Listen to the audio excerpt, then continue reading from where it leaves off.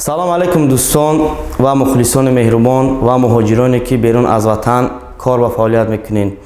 чӣ хеле ки шумо огоҳӣ доред, дирӯз дар канали Шон ТВ мо ваъда карда будем ки имрӯз дар канали худи ман Наимҷони Сайдалӣ як видео мепартоем ва дар зери он видео ки 5 комментарияи хубаш бисёртар лайк гирад, ба онҳо мо аз консерти 8 март ки дар филармонияи давлатии Тоҷикистон баргузор мегардад дутои билет тӯҳфа мекунем. Марҳамат, ин видеоро тамошо кунед дӯстон.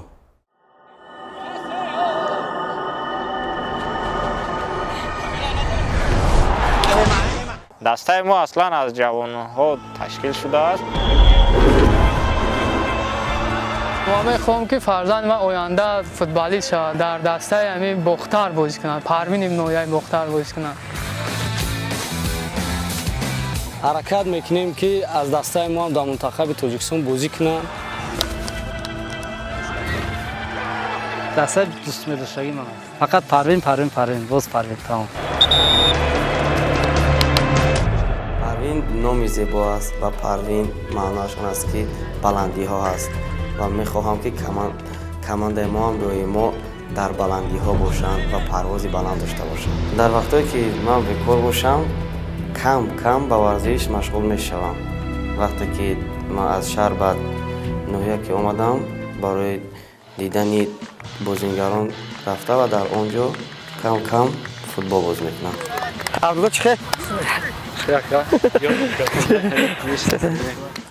овозхон Наимҷони Сайдалӣ имрӯз аз шаҳри Душанбе ба зодгоҳаш ноҳияи Бохтар омад. чун одати қаблӣ ба варзишгоҳи марказии ноҳияашон омада чанде ҳамроҳи бачаҳо ки дар дастаи футболи Парвин машқ мекунанд футбол бозӣ мекунанд. вақтое ки ман дар айми мактабхонӣ будам, дар он вақтҳо ман аз дастаи мактабамон иштирок мекардем дар мусобиқаҳои ноҳиявӣ. ҳамон мавридо ҳамин меҳри футбол дар дили ман ҷо буд.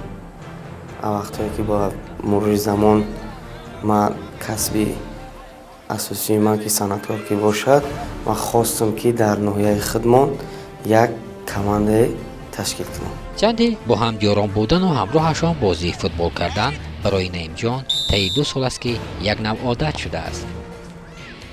ҳамроҳ бо як гурӯҳи ҷавонон дастаи футболи Парвинро дар ноҳияашон ташкил намуданд. кор дар соли 2015 шид. вақте ки ман ба ноҳия омадам аз шаҳр, пешниҳод кардам ба ҷавонони ноҳия ки як команда ташкил мекунем. баъдан дар аввал мо командаро ташкил кардем, 11 нафар будем.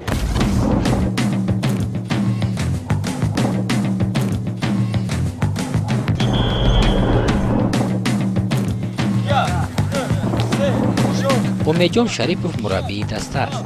то ба даста пайвастан, собиқ футболбози дастаи мунтахаби наврасони Тоҷикистон барои дарёфти рӯзӣ бозорро ихтиёр карда буд. ҳоло ҳама рӯз шому саҳар бо бачаҳо тамрин мекунад. Наимҷони Сайдалӣ ҳамин даста ташкил кард ба номи Парвин ноҳияи Бохтар. ин кас маро даъват кард ки хеле маош метиҳам, биё ҳамин командаи моро дарс де. ина тӯли қариб 1.5 сол шид ки дар ҳамҷо кор кардастам ман. дарёфти сару либос, ашёи тамринию амалиро худи Наимҷон харидорӣ карда овард. кам шумори бачаҳо низ зиёд шудан гирифт. умедҷон Шарифро пешниҳод кардам ки омада дар командаи мо сармураббӣ шаванд ва дар ин ҷо таълим диҳанд бозингарони моро. ва дар ин ҷо бозингароне дар аввал буданд ки бозиашон хеле ҳамсус буд. лекин ҳозир ман мебинам аз ҳисобе ки ино машқ карданд, тамрин карданд, машқҳо ки зиёд шуд, бозии онҳо бениҳоят хуб шуд.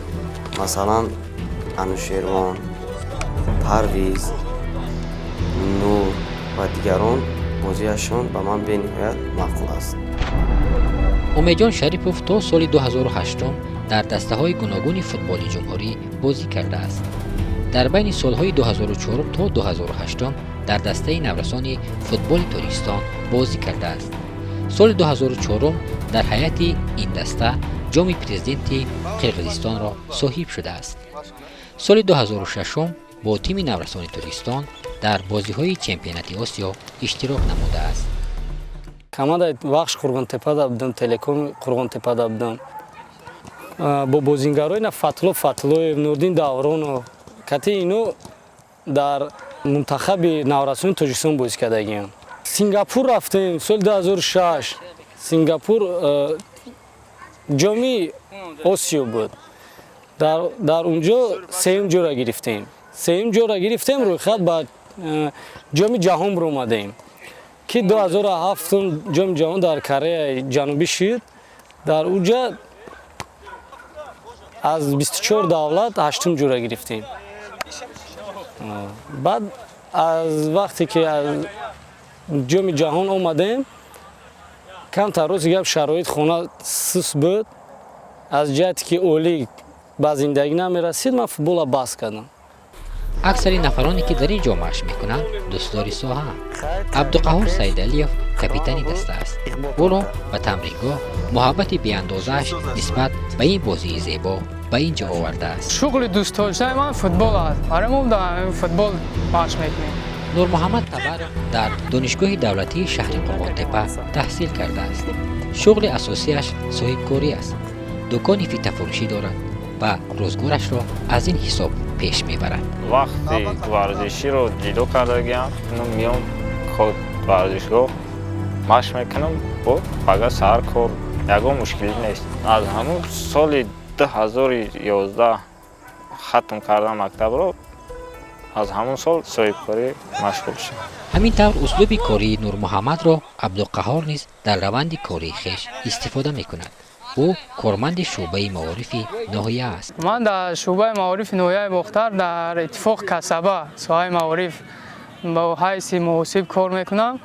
аз соли 2010 шуда кор мекунам то ҳол. футбол беҳтар аст. футбол ба саломатӣ фоида дорад. мисол варзиш хуб аст. бо мисол аз сар то бегара кор даем. кор мекунем бега футбол.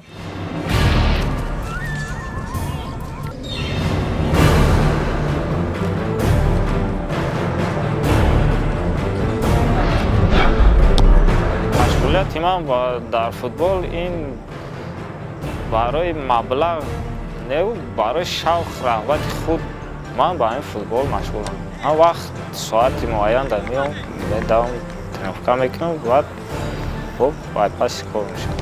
варзиш барои саломатии худ миём медавам ва мехоҳам ки ҳамин Бохтар дар ҷинои боло бошад.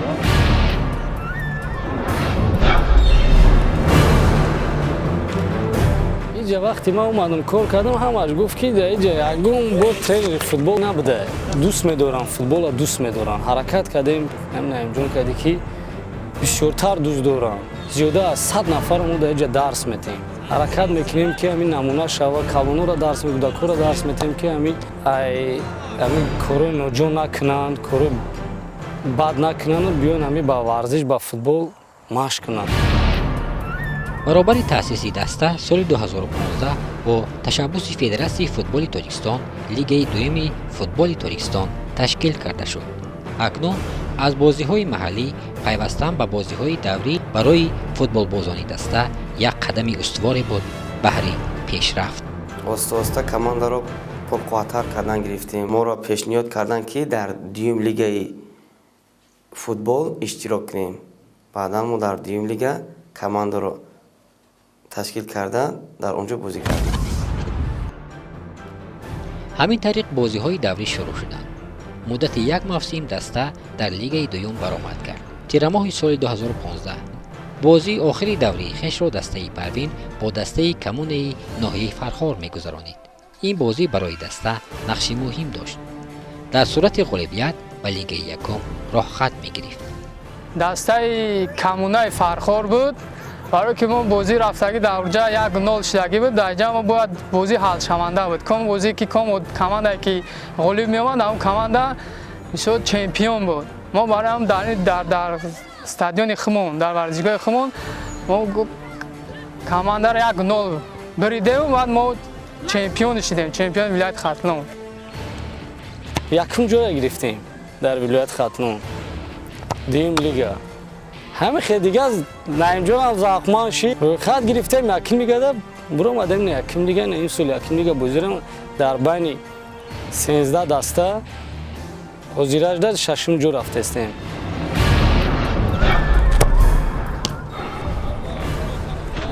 бозингари беҳтарини мо ҳаст аз ин Талбаков Нурмаҳмад, Саймуродов Парвиз, Валиев Анушермон, Сатторов Фозил ҳамлагари беҳтарин аст.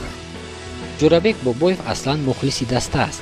бино ба гуфти худаш назар ба мухлис будан ба як нафари узви ин даста монанд аст.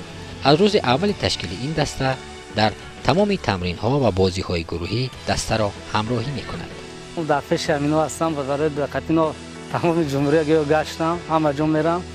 гӯё ман рӯзам ҷо ба хашам гӯё як мухлис не як футболисти дига ҳастам. ҳамаш рафиқом ҳастанд, ман тӯли 2 сол ҳамашон мешиносам, нағз мешунам ба ҳамаш мухлиси ҳамаш ҳастам. ҳамашон хуб бозӣ мекунанд.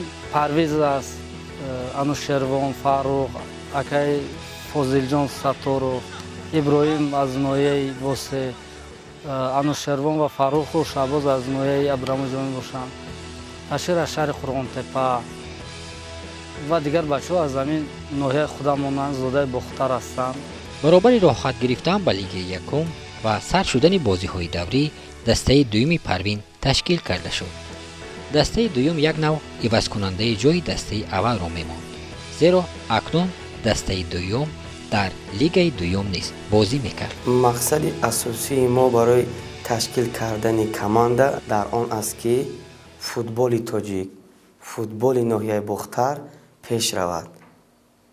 ба ҳамин хотир мо вақте ки дуюм лига доштем ғолиби мусобиқа шудем, рохат ба якум лига гирифтем. дар якум лига бозингарони мо бозӣ карданд ва мо хостем ки наврасон аз синфҳои 8, 9, 10, 11 дуюм лига ташкил кунем. ба о хотир мо иро ташкил кардем ки ҷавонони мо ба ҳамин роҳ раванду ва баъдан ки мо аз якум лига ба лигаи олӣ ки баромадем, футболист барои мо танқисӣ набошад. ҷавонони мо, наврасони мо ба ҳар хел равияҳо дода нашаванд, ба варзиш ва ба футбол машғул шаванд. мақсади асосии мо ҳамин аст. дастаи дуюм одатан аз ҳисоби наврасон пурра шудааст. дар ин даста хонандагони мактабҳои таҳсилоти умумӣ бозӣ мекунанд.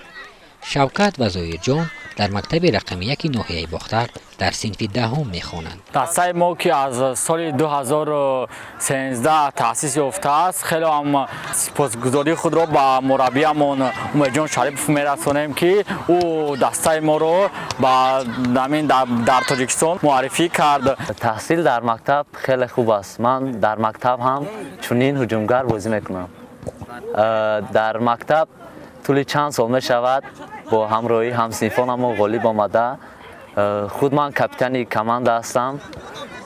дар мактабам ғолиб меоем, бо соҳиби ифтихорнома мегардем. шуғли дӯстдоштаи ман футбол мебошад. дар оянда мехоҳам беҳтарин бозингар шавам ва дар дастаҳои дигар давлатҳо бозӣ кунам.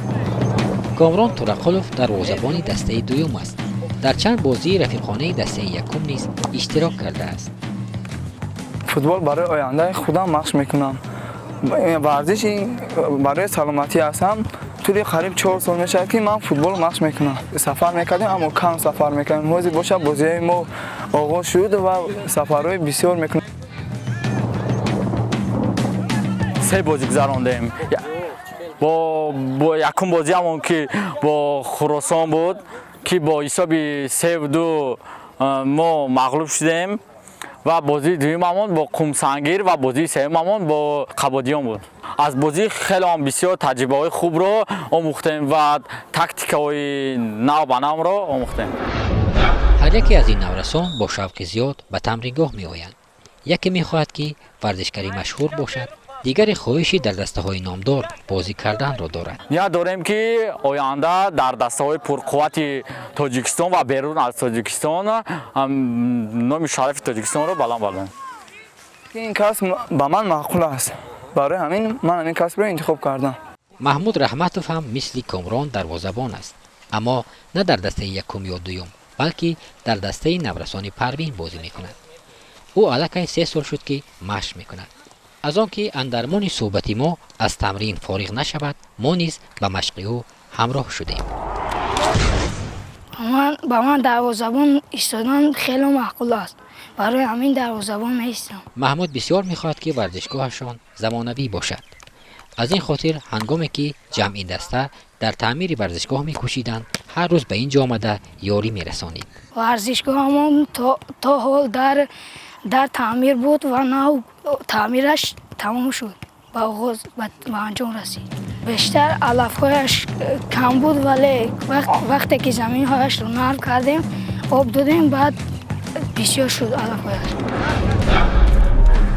از اون لحظه که دسته ما به لیگ یکم برآمد، نتیجه خوب نشان داده برآمد و این سال هم من نتیجه خوب نشان دادم. از همین سبب کودکان هم بسیار شدستند، اومدن مشق کردند.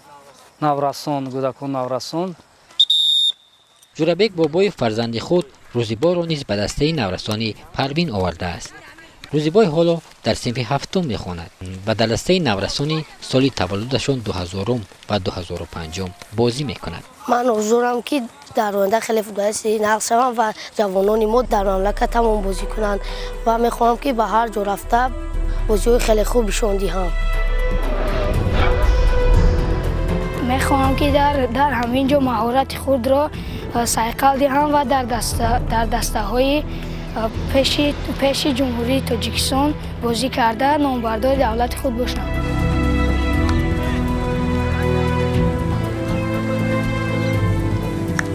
در مجموع شمار نفرانی که در دسته پروین مشق میکنند بیش از 100 نفر را تشکیل میدهد. و جز دسته یکم و دوم، 2 گروه نورسان اینجا مشق میکنند که سال گذشته در مسابقه توپ چرمین غالب آمده بودند. زینه به زینه شمار مخلصان زیاد می شود. این زیادشوی مخلصان وابسته به نفوذ دسته نیز هست. سالهای پیش در ما فوتبال نبود، در نویه بغیر از گوشترین دیگه چی نمود ورزش نبود.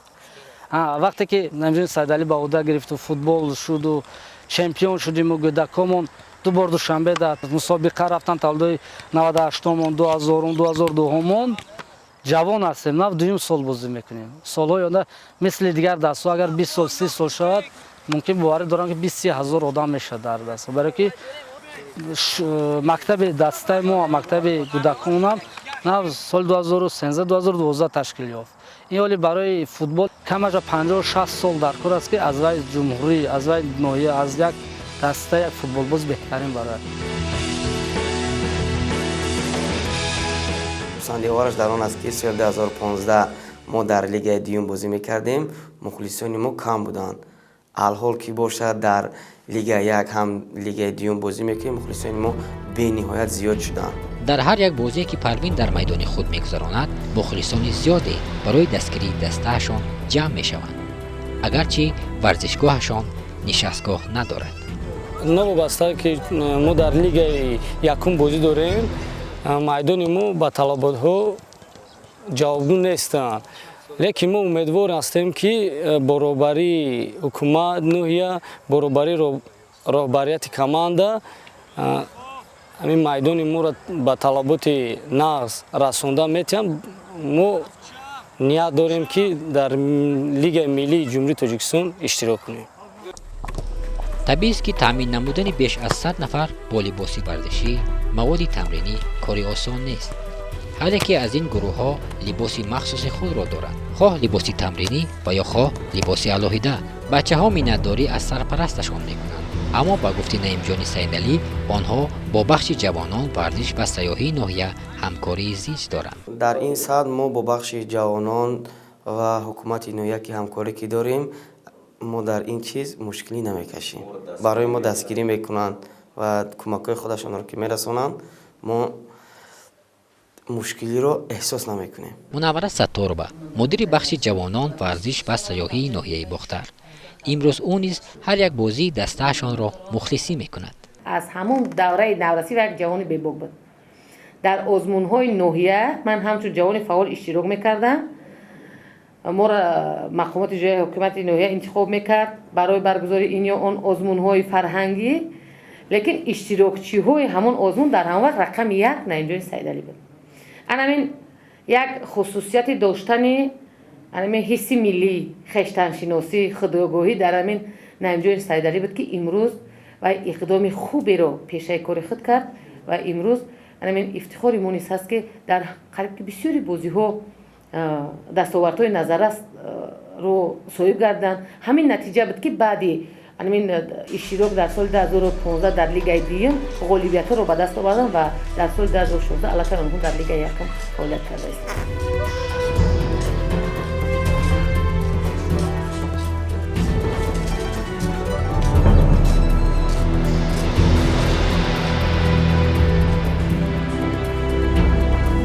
حولی که نعیم جان سیدعلی زندگی میکند یک نوع باغ حیوانات را میماند. او کبوترها را خیلی دوست می‌دارد و نمادهای گوناگون کبوتر را در اتاقهای علاهیده نگاه می‌دارد. اومده سبزی زمستون پیش سلافان میکشه بخوریم نخورم.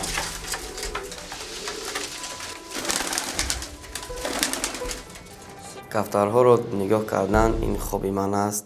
این از ایام خردسالی من کفتر بازی میکنم و با مرور زمان من کفترها و دیگر پرنده ها رو خیلی در خانه زیاد کردم و مقصد آن است که وقتی که از در پیشخانه ما مکتب است، طلبگان از هنگامی که از مکتب برمیگردند میبینند تماشا میکنند کفترها رو و دیگر پرنده ها و میمون رو. خیلی یک روزی بلند میگیرند، خیلی خوشحال میشوند.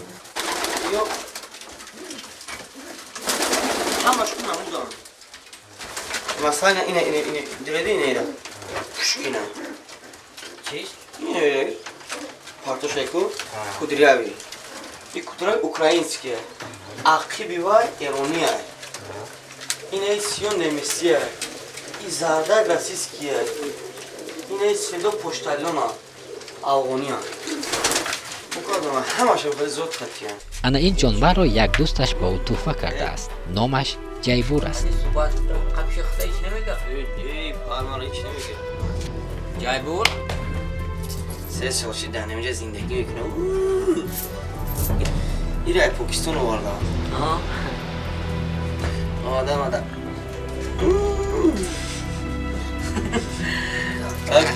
اینه ما را بشناسن دیگه همه حمله میکنه. بزرگان گفتن که با یک مرد 40 هنر کم است. به همین خاطر وقتی که من هم صنعتکار که باشم با ورزش هم مشغولم و پرندگان و حیوانها رو به نهایت دوست می‌دارم و آنها رو در خانه نگاه و بین میکنم. بعضا وقت من خودم نگاه میکنم و بعضا وقت پدرم نگاه میکنم.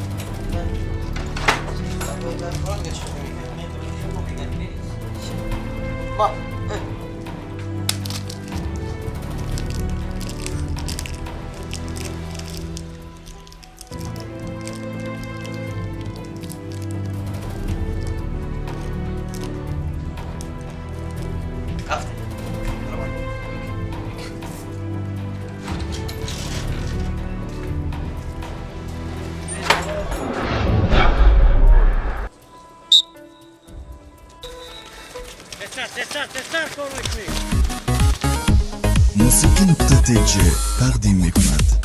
دست ما با دستم ما ناشکستم، دسته پروینم ما بهترینم. دست ما با دستم ما ناشکستم، دسته پروینم ما بهترینم. دوستی شیاریم اصولین مرامیم و گال جانبیم و خدا با ما.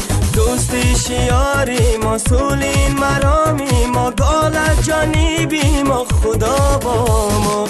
دسته پروین بیزنگاله گال های بسیار تا دل مخلصان گیرد قرار. دسته پروین بیزنگاله گال های بسیار تا دل مخلصان گیرد قرار. این سرود را نعیم جان سیدعلی بعد راه یافتن دسته پروین به لیگ اول فوتبال ترکستان ایجاد کرده است. بچه ها هم در هوای این سرود بازیدن و تمرین کردن را خیلی دوست می‌دارد. یاد دارم که بازی نقد نشون میدیم، بازی خوب نشون میدیم و راحت با لیگ اولی میگیریم. آینده حرکت میکنیم که در لیگ ملی بازی کنیم. به مشکلی نباشه. هست اینه که بچه‌مون دوست و رفیق هم. دستای پروین بیزنگاله گال‌های بسیار تا دل مخلصان گیرد قرار. وقتی که ما دسته رو تشکیل کردیم در اینجا آهسته فوتبال به نهایت رشد کرد و بعدا یک شاعر جوان همین ناحیه این شعر رو به من پیشنهاد کرد که برای دسته پروین این رو آهنگ مونده ایجاد کنید و شعر به نهایت به من پسند آمد و من این رو آهنگ موندم و برای دسته پروین سرود ایجاد کردم. مقصدی برای کمانده سرود ایجاد کردن و دیگر کارها برای آن است که من پروین رو دسته رو به نهایت دوست می‌دارم و من می‌خواهم که دسته ما رو در تمام دنیا شناسند و معرفی شود. به همون خاطر ما برای دسته سرود و برای به همون خاطر ما هم لیگ یکم هم لیگ دیوم و سالهای 2002 2004 و سالهای 99 2000 تشکیل کردیم که در همین جا ما یک مقصد داریم که یک اکادمی سازیم در همین ورزشگاهی ناحیه. دوستی شیاری مسئولی مرامی ما گال از جانبی ما خدا با ما. آینده نیاز دارم که بیرون از تاجیکستان برآمده برگرد دولت‌ها سفر کرد پرچم تاجیکستان رو بلند برداریم. ما میخواهیم که تمام شرایط در اینجا مهیا گردد. من آرزو دارم که از همین دسته ما چی جوانان در منتخب بازی کنند. من میخواهم که مثل نویر باشم. از فوتبال مردم ناحیه به نهایت درک یافتند، فهمیدن که فوتبال چیست. وقتی که ما با کوچه‌ها میگذرم او کودک‌ها تا حتی پیرانسالان با ما نعیم جان بازی نوبتی چندم است، این برای ما خرسندی همین است که وقتی که ما با کوچه‌ها میگذرم همه درباره ما نمیگن نعیم جان کنسر کی داری، این گپ نمیگن نعیم جان فوتبال کی است. خرسند در همین میشوم که فوتبال در این ناحیه رشد کرده است. هدف اساسی حکومت جمهوری و پیشروی ملت آبادسازی و سازندگی همین وطن است و من هم یک جوانی همین ملت آرزو دارم و نیت دارم که نقش کوچک خود را در همین آبادسازی وطن گذارم.